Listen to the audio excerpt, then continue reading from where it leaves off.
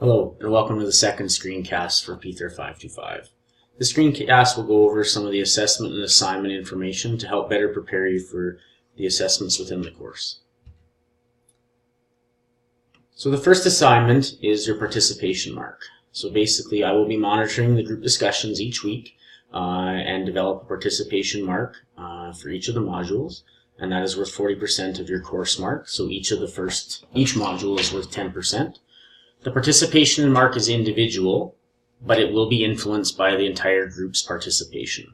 As I said, more information about that is available in the assignment package. So what are my expectations for that? Each group member should be posting at least 3 separate posts per module. So if you post 3 times and they're spread out throughout the module, you can expect to get about 7 out of 10. If you only post once, you get a 2 or 3. 2 post 6. If all of them were late or all of them were early, so let's say you posted 3 or 4 times the first day and I didn't see you or hear from you until the end, or that's all you did, you would be getting, at best 5 out of 10. So ultimately your goal should be to post 3 to 5 times per module with a word limit of about 400 words per posting. Last year there's some people that said they struggle to always try to write 400 words. You don't have to write 400 words. If you're just chiming in and let's say it's your 7th post and want to chime in and only it's 100 words, that's fine. So don't feel like you have to do 400 words. There also is an assigned facilitators for each week, and so you'll want to look on the assignment package about that. And obviously then the role of the facilitator, my expectations of the facilitator that week are a little bit higher. So if you're the facilitator that week, I'm looking not necessarily for more postings, but you will be active, you'll get things started, that you'll be a little bit more involved. Your postings can consist of your own ideas, so it might be the first person talking about something, or you might respond to someone else's ideas where you discuss, what they said, or you might agree or disagree, or you might add in a different perspective. Good quality is expected, but it doesn't necessarily need to be academic postings all of the time, and I'll discuss that in a couple of slides here. There will also be 2 extra discussion postings that are required. There'll be one initially in this introductory module, and another one I believe that'll happen in the 3rd module. Those are required by each student to participate in. They aren't graded, but if you do not participate in those extra postings, there'll be a loss of 5 marks from your participation grade. So do see the assignment package for a little bit more information about that, and keep your eyes open for the 2 extra discussion postings. I've already talked a little bit about this, but make sure that you do know who is the facilitator or when you are the facilitator, and do let me know if you have any questions. But like I said, their job is to be a little bit, get things going. Maybe they post the questions right off the bat. They kind of get things started, and then if things kind of dry up a little bit, or they might be the devil's advocate if need be. So do make sure that you're aware of when you are the module facilitator. So this has become a little less of an issue over the last couple of years, and students sometimes still struggle with what is my expectation, and this is kind of does a poor example, I guess, of showing what my expectations are. So here goes. So what are your thoughts on the constant use of "it depends" by instructors in the first year of the program? I've kind of given you an example here of a very poor posting. And then I've given you another example of what is potentially a good posting. And so by good posting, I'm not counting words. I'm not, this is just an example to kind of show you, a better example where, a student would offer some insight and give an example. When Judy was talking about the shoulders, maybe you talk about a bit more wise something has to be. It gives an example here of a reference to CNN website. You don't necessarily have to always use references, but if you see something in the news or the media or an academic journal, you have the opportunity to kind of add to that. And in making statements that kind of say, it'd be nice to hear other people's opinions, or once you get some threads going, you'll see, an example could be, well, I agree with what Sally said, but that's a little bit different than what Billy said. Maybe Billy, could you give a little bit more information on that, or whatever it might be. So just to show you what my expectations are, an example of some ways that you might be able to increase the depth of the discussion. So when it comes to references, in some of your other courses, you may see that they want a little bit more, like I said, academic type postings, or you would want to answer in a little bit more academic way.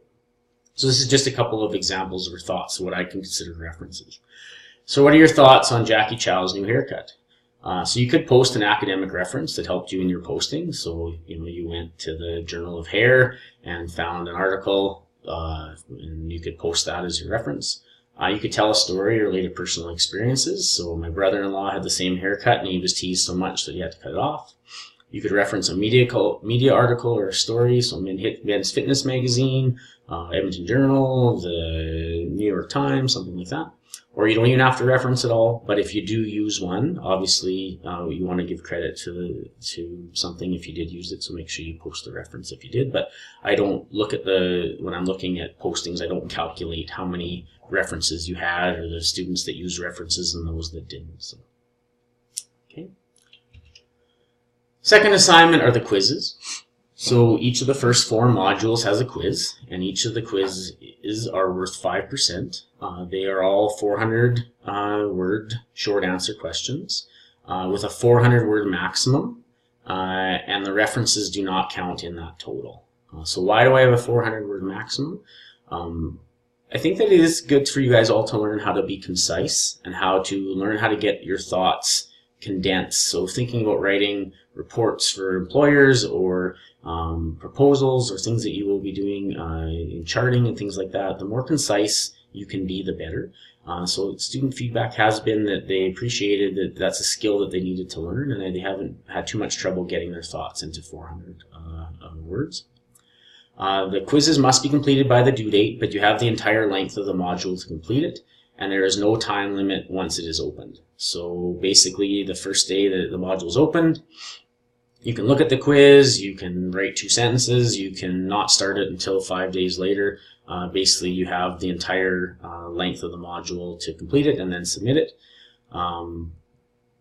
Basically, there's information around what I'm looking for in the quiz in the assignment package with a rubric. You may note that the quizzes often aren't related to, sometimes not say the content, but the voiceover PowerPoints. The quizzes often are related to a theme or something related to the topic, but you don't necessarily have to have information from the voiceover PowerPoints to answer the quizzes. The third assignment is the web quest, and I had touched on this in an introductory screencast.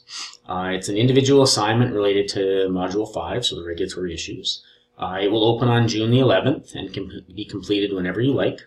Part A is due on July the 2nd, and Part B is due on July the 18th. So the web quest is worth 25% of your total mark, but you'll only be given 1 grade at the end, so you won't get a mark for grade A or Part A before July the 18th. You'll get a completed mark at the end. The reason that it's split up is twofold. One, to make sure you guys don't leave it all till the end, and secondly, it allows us some time to do some marking because it is a significant amount of marking for us to do. The assignment was designed by Leanne Ranger from Physio Alberta. If you do have some specific questions about a question within the web quest, feel free to contact her and CC me.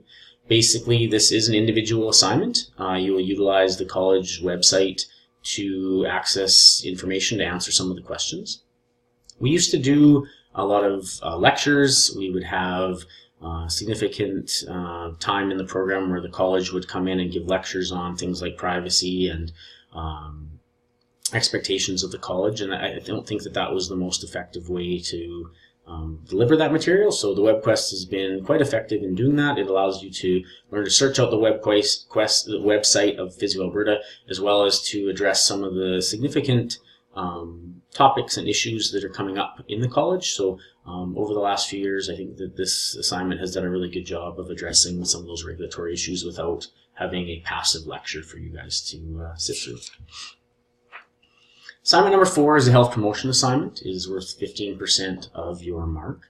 I've done this for a couple of years, and basically it's an opportunity for you to submit a proposal related to health promotion principles, programming, or initiatives that you could implement on a previous placement, or maybe in your hometown, or or you might have an idea of something that you could do or something you've been involved in the past. It can be done individually or in groups of 2, 3, or 4. The people in your group don't have to be within your same seminar group.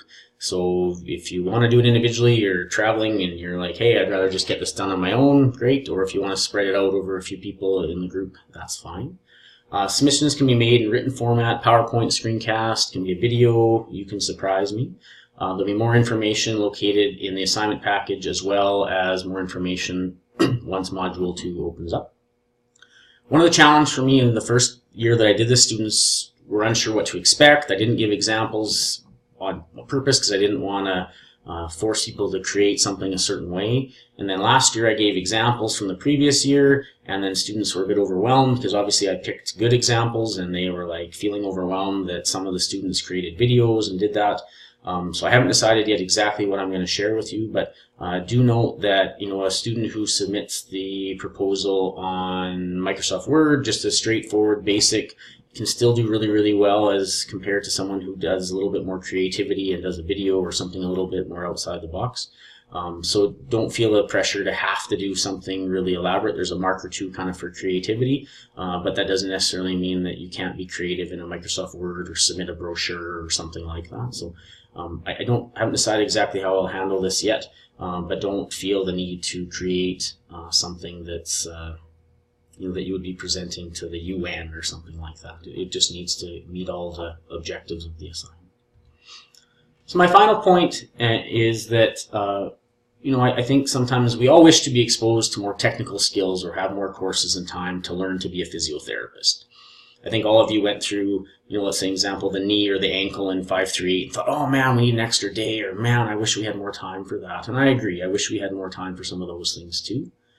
But the reality is that physio school doesn't make you a physiotherapist. It simply teaches you how to become one. And I know that's kind of philosophical and corny, but I think you have to also realize that sometimes in this program or in this course,